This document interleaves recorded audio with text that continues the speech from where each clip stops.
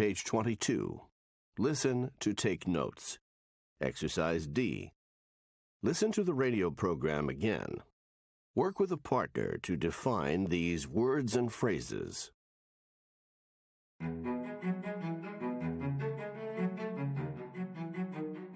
Good evening. You're listening to WBQX, and I'm Andrew Harris. Tonight's broadcast will focus on the benefits of using the arts to help people of all ages: children, teens, adults, and the elderly. Science correspondent Maggie Curtis has our report. The arts have been used in a variety of therapeutic situations for some time.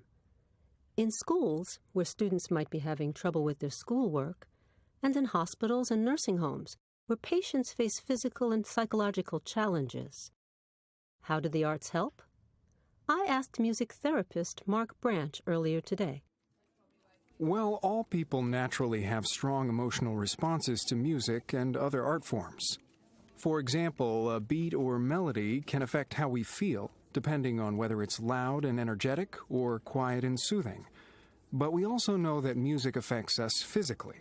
It affects the way we breathe and how fast our heart beats.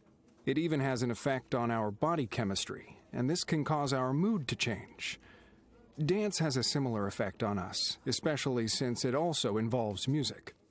In my work, we use both music and dance with our patients. So what kind of patients have you been working with?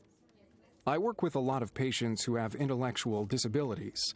These are people with IQ scores of 70 or lower, who learn at a slower rate than most people. This disability also affects their ability to communicate and interact socially.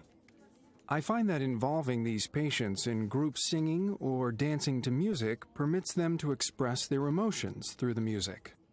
When one patient is really into the music, others want to join in too. We see definite improvements in their ability to interact with others. Right now I'm standing with Bruce Nelson, a psychologist who has been using drama therapy, that is, using theater to help troubled teens.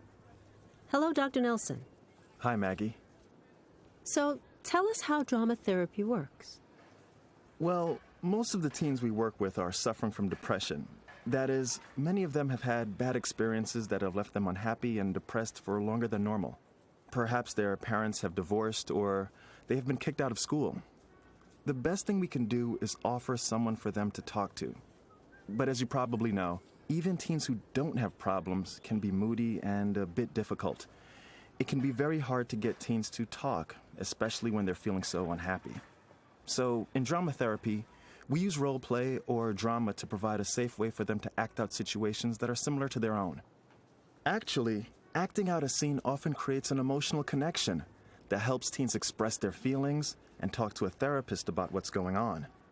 Isn't role-playing a situation like their own very painful for them? Sometimes it is, but using theater to focus those feelings is more often a relief for them. They've been keeping their feelings inside for a long time. What I find so rewarding about drama therapy is how much it helps these patients. Yesterday, I joined art therapist Carla Burgess during one of her visits to assisted living centers and nursing homes for the elderly. I asked her to describe her work. You know, whether we look at art or create art, we are emotionally affected by art. It reminds us of things that make us happy or sad. Sometimes it even brings up childhood memories. So what we do is we encourage our elderly residents to paint or draw regularly. And we use the art they create for discussion afterwards. We treat each therapeutic session like an art class, so it's a group activity in which these seniors socialize by showing each other their work and talking about it. And I'm always amazed at the artwork they produce. When you consider that many of these seniors have lost a husband or wife, art therapy has a really positive emotional effect on them. Some of my seniors have told me that what they like most about art therapy is the time they spend socializing with others. So today we learned about 3 different ways in which the arts are used as therapy. Next week, we'll take a look at how some professionals are using the arts to help young students improve their performance at school. I'm Maggie Curtis. Back to you, Andrew.